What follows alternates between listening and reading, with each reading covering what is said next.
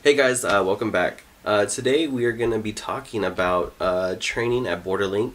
If you've received the position with Borderlink and you accepted it, this is not going to be the paperwork, to get to Japan. You arrive in Japan. What are the first couple of days going to be like, kind of thing? So first off is a pre-training. And this is where you go into the Borderlink office after you've arrived and you just check in. And this is where you're going to start filling out your application for your bank account here. And you'll get your hanko, your little stamp with your name on it, because in Japan people don't usually sign, they hanko for important official things. So that's where you'll get that, and that's where you'll meet a small group of the ALTs for the new year. Yeah, just be arriving. They're in block hours or something, so you just randomly meet other people, which is a good time to meet new guys, because if you don't speak the language, maybe you feel comfortable exploring the city in a group or with at least one other person, so yeah. It's a good time to make a friend. So that's just a few days before training, okay? So next up is the actual training. Alright, so next is just a quick overview of what to expect of the training hall. The training itself, the duration. It's about, 5 days, 5 nights? Yeah, it's 5 days for us. It was 5 days, 5 nights. On the 6th day we left. Okay. Yeah, we get all meals there, breakfast, lunch, dinner. One thing to note, though, is that if you choose to opt into that, they will take out, what's the right term? They will take out some of your money on your first check.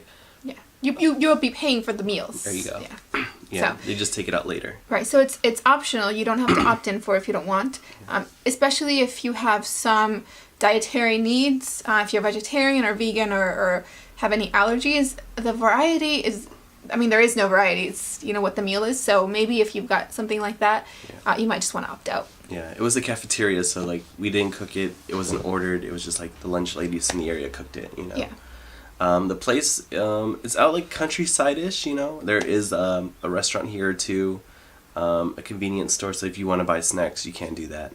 Depending on your situation, there was a lot of people at our training, so we had a lot of rooms reserved for us, and some rooms maxed out at, 8 people or something? I can't remember. Well, there was just a lot of guys in one room that I was in. Yeah. There are some smaller rooms, for 4 people. I was in a room with 4 people. Yeah. So you might have a small room of 4, you might have a big room of 8, like I was in a room of 8. And then there's also Japanese communal baths. So it's the Japanese style. There's no showers. You go sit down, you wash your body, and then you go sit in the tub, Yeah. The working hours are about 8 to 5, so it's just kind of normal working day. You do get an hour break for lunch. Like we mentioned before, that was for us. Of course, it could vary. Our group was kind of big, so maybe it took the full 5 days. It took a long day of work. So maybe if your group is half the size of ours, then maybe it would be even shorter or quicker. Okay, so next up, we've got an overview of the actual training, and we tried to put this in the best order possible chronologically. It's been a really long time since training, so we just tried to remember as much as we possibly could. Yeah. For you guys. Alright, so first up is just general Borderlink policies, and we received their handbook about everything with explanations about all that. Yeah, and that includes taking days off, pay time off, they're how you're going to get paid, those kind of policies. So that's where you learn that. Next up we have self-intros in Japanese and English. So in our training, everyone went up to the front of the room individually, introduced themselves first in Japanese and then in English. And this is kind of an important part for me, because I stress about this one a lot because my Japanese was so low. So I would say start preparing your intro as soon as possible, because it's not just getting up in front of your coworkers, your peers. You'll also need this intro, and you will need the intro at your schools. And that could mean that you present it just in the staff room in front of 40, 50 teachers, which isn't as bad. Or it could mean that during opening ceremonies, they ask you to go up and say a few words about yourself. And that would be in front of the teachers, of the students, and the parents, because the parents at my school, they went to opening ceremonies. So if you're not shy about that, or you're confident in your Japanese, then, go with it, don't worry. But if you're even a little bit nervous, just don't put it off. You just need a couple of simple lines, just 3, maybe even 4 if you want. going off a little bit, I remember she practiced so much that when she did it at your school, people thought you spoke Japanese because it sounded so natural. Yeah, but it didn't sound natural at the training. Yeah. At the training, I stumbled over it. Yeah, and after she said her intro, like she's like, yeah, I don't speak Japanese, Yeah. you know. So, but yeah, it's just nice to have that so people know who you are, where you're from, and stuff. Mm-hmm. And we'll put a sample intro in our blog post about this. So after that, we'll link it in the description, and you can see what one might look like. Okay. Next, you'll probably be learning about culture life, school life. And that just varies on different things about maybe like indoor shoes for school, or if you have, they'll explain more, but like junior high versus elementary school life is a little different about how teachers interact and stuff like that. Right. The style is just different than Western schools. Like he mentioned, here the students wear indoor shoes, and then here the students have cleaning time. And students eat in their classrooms. They serve their own meals. So there's just a lot of different cultural things, school cultural things that you have to learn if you don't already know. Yeah. So this is like where you learn about that. Yeah. And they might tell you things like not to do that might seem rude without even realizing it, you know? Yeah. I can't think of one off the top of my head, but there might be something. Next up is learning about teaching and learning styles, because as you know, everyone has different styles. Some people are visual learners and some people are hands-on. So you'll learn about that, you know, the more technical stuff about teaching at the training as well. This one's probably a bit longer. We're just barely touching it.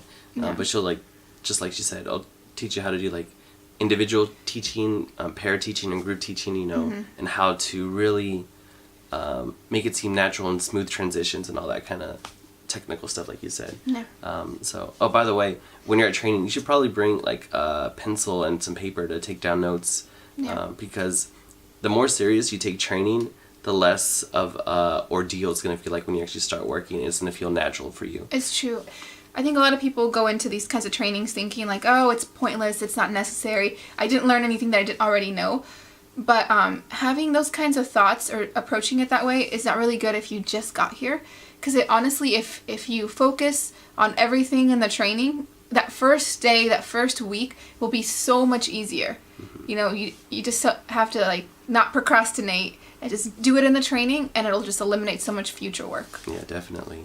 It'll just take the stress out of you. You're already going to be nervous your first week of school. You know, maybe you don't understand the language. You know, you're just going to be like, what's going on? But when they call you, you want to know, hey, I'm ready. You know, it's go time, you know? Yeah. So really take it serious. Yeah. Write down some notes. Because maybe, you know, after training's over, you know, 2 weeks, 3 weeks, and then school starts. Right, it's so not that much time later. Yeah, so you might forget, you know, you'll like those notes to like recap, like, okay, this is what I got to do, or at least it'll kind of give you like confidence, like, you know, I did this, I'm ready to go. That's true. Next step is probably the biggest one and the most important one. It's in training, you start preparing your introduction lesson. And you might be doing that for the first full like week or even 2 weeks of the school year. And that's just the first lesson you do where you talk about yourself. You can do all sorts of things with it. So this is where you start preparing it, and you present it to individual small groups within the training. This is an important one. There were times that I didn't take it as seriously as I should have, and I really wish that I had taken it a bit more seriously, because then that would have relieved a lot of my planning when the school year began. Yeah. So the more you take serious now with, you know, peers to help you, you know, criticize you, to get a really good intro lesson about yourself, the less work you got to do when you're by yourself or at school, you know. The more you do it with help, the faster you'll get it done, and you got at least people to listen to you like, hey, that's pretty good. I think that was also the time they recorded us. Like, people had like a little... Yeah, we recorded each other just on our phones. Yeah, on our own phones. Not even so like a play camera. It back. Yeah, like, oh, like, when you speak, you're always looking down. Like, hello, my name is Rav, you know. I might even still have mine. Yeah. So it was pretty cool to see that like that. Like, we didn't really think about that. This is an important one. And if you're really like unsure about what kinds of things to do, I know that I was completely new to teaching, so I didn't know quite the levels of the students. This is also a good time to listen to other people and what they're doing, and take notes on what they do. Ask other people for advice. Of course the people that are leading the training too. So it's a good time to not just participate but also like listen. I was gonna say one more thing. For junior high, your intro lesson pretty much lasts the whole class. They give you the whole time if you want to do it. Did you have that? I did. I didn't know if that was standard for junior high, though. I did also. But elementary school is a little different. My elementary school, it's been the same routine where I might get, the class is 45 minutes long. They might give me 20 minutes for my self-intro. And they already want to start class day one. So you want to be prepared for your intro and day one lesson if you're in elementary school. So you don't know probably now if you're watching this video, you probably won't know until like really late in training. But at least have that in mind, like, hey, day one elementary school, intro plus lesson, because you're not going to have the whole time. I know we're kind of talking a lot about this, but also keep in mind that if you prepare a really long lesson to cover up the whole length of the class, and then you find out that you only get 20 minutes, you can always shorten it. You know, it's harder to have to to think you've got 5 minutes and you have to stretch it out to 20 or 30. So do more and prepare, prepare for more. A couple more things about the intro lesson. I didn't do it, but I wish I had. Bring pictures from home if you want to show pictures of your family, of your friends, of your city back home to show your students and your teachers. I wish I had done it, and I wish I'd been more prepared with that. But that'll make it just that more interesting for them. You have to think it's completely different cultures, and just like you're learning about their culture, they probably have no idea about yours, and they want to learn about it too. Yeah. So. I know I have a picture of my parents and my dog, and the students didn't really react too much with my parents, but they all give me oh, kawaii, when they see my dog, So if you have pets, they really enjoy seeing the pets and stuff. Right. Another one would be to bring souvenirs, is what we'll call them. But you can bring pencils or pins, anything you want to hand out to students. It might be cheaper to get them from your country, and then if you want to buy stickers to hand out that have English on them, you'll probably find a better selection in your home country that speaks English versus here. Those are some things to keep in mind. Yeah. We have a friend who she's Canadian, and she emailed her, I think it was her city office or city local representative, and told them about how she was coming over to Japan to teach, and if they had anything that they could give her so she can, give her students. And they actually prepared her a nice big bag of pins. It was Canadian flag, little really small pins, and then also flag pins of her city or her prefecture. So she had a couple different ones, and it was just such a neat idea. I'd never even considered doing that, and all she had to do was just email them ahead of time, give them some time to prepare it, and they gave them to her. And I have one, she gave me one, and it's just a little cute thing. I feel like the students would love it, the teachers would love it if you gave it to them too. Think outside the box. Next, we learned activities or games that we can do in class to help, get kids excited to play or learn English by playing games. That's masking it, a bit. Yeah. We did a whole bunch, we learned a whole bunch, and we actually practiced playing it, playing it with our peers. Yeah. So that was pretty quick, pretty easy. Shortly after that, I think, we eventually got our textbooks. So we got to look at the textbooks, quickly just skim it to evaluate the level of English that they're going to be. Right. And you can start preparing activities for individual units and things like that. Yeah. And next up is, there were a lot of people leading the training, they switched out teachers. We would get different motivational stories and anecdotes of their experiences when they first started and that sort of thing. And they were just kind of motivational pieces to help us, feel more comfortable and just kind of teach us about all the different kinds of things that can occur while we're here. Really to inspire and to eliminate any fear that you have. Because we're really, I don't know how to describe it, but we're really there to give real life experience, so you can't be afraid. Because if you're afraid, they're already afraid, the students. Yeah. So two afraid people, there's not going to be a lot of communication going on there. Right. So you got to be a little fearless and just really hospitable.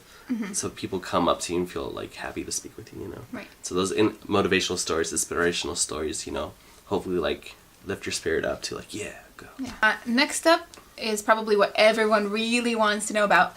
This is where you get your school assignments / city assignments. And you get to meet the ALTs that are going to be in your town. So, you kind of isolate that group. And then you meet your coordinators. Each area has a coordinator that kind of passes along information to you that you need to know and that you can contact if you need any help with your schools. They're the people that you contact if you need to take a day off, if you're feeling really, really sick and you need to call in. They're kind of your guardian in a way. They're who you would contact if you have any kind of issue, if you need to something was stolen and you need to go to the police, or any kind of help that you need. Yeah. I would say these two things for you major coordinators and your school assignments and your city assignment, it's really going to be towards the end of training. Like, It is. It's like the last day or two. last day or two, yeah. So definitely not the last day, but maybe the day before, somewhere in that general area. So don't expect to find out right away. And then after you know your city and your schools, then the next step, of course, is to find where to live, because now you know where you're going to be at. So next up, realtors came. They're like a third company that spoke English with us and explained the process about Leo Palace's Contracts. Yeah, there you go. So Leo Palace is the company that the company kind of works with. And I'm sure if you're coming to Japan, you've already looked up Leo Palace tours. Leo Palace is really nice. I really like it. But of course, it's not the only option. So this would also be the time to decide if you want to opt in for what the company suggests, or if you want to go off on your own. Of course, you must know that can take a little more time, so you just have to make the necessary plans for that and get hotels if you need it. We're not going to talk too much about this, I think. No. But after training, if you do want your own apartment and you don't want the ones that were offered to you, definitely before you come to Japan, have maybe 2-3 days extra to sleep at after training, because you're not going to have a place to sleep after training if you don't get the apartments. So during those 2-3 days after training, you can do some private search and then go to a realtor and like, hey, I'm looking for a place in this area, you know. And actually, even if you opt in for Leo Palace, the contract might begin a couple of days after training. We had to stay with a friend for 1 day. We were lucky. It was just one day. So keep that in mind, that there might be a little bit of time there. Yeah. So if you have friends, you know, you can stay with them. If you get another hotel after training, do that also. Or you can make friends at the training and be like, hey, can I crash with you for a day? Because I can't move in until the next day or something. That's true. So it's a good time to really make some good friends, bonds. It really is. I didn't stay with anyone from training, but I did have my luggage sent to someone in my town from training. And then the last 2 days after we met with the realtors, we went in small groups to go sign housing contracts. That was pretty quick for us, but we didn't go with a group. We went, he and I, and then one more person. Yeah. We went kind of on our own after training, because going in groups kind of took such a long time that training ended. So we just went kind of on our own. There was an issue, I think. I've been through training twice, because I came with Borderlink and then I had to return home and then I came back again, so I did training twice. The first time I went through this process, the signing contracts, it went smoothly. But the second time with you, there was an incident. I can't remember. Yeah. But it backed up, like they were at the contract. At the office? At the office, like for hours. Yeah. Hours. They didn't get back till late. Yeah. I don't know what happened, but so hopefully it goes smoothly. Yeah. So I guess that's it. That's absolutely all that I can remember. I can't think of anything else. I will be writing a blog post about this, kind of typing everything out so you can read through it if you want to read through it. If we missed anything, we might add it in there. Right. You know. And I'll even be adding, like I said, the example of a self-intro. I can do like a really, really simple one, then a slightly more complex one if you want to take the challenge. Maybe we'll write it in Japanese and Romanji, so if you can read the hiragana, it's good practice for you to read it. And if you can't, you know, the Romanji will help you do that part. So, like I said, we tried to put in as much as we could possibly remember. If you have any questions, please post them in the comments. Maybe you'll trigger something. Trigger something. There you go. Yeah. Take care. Bye. Bye.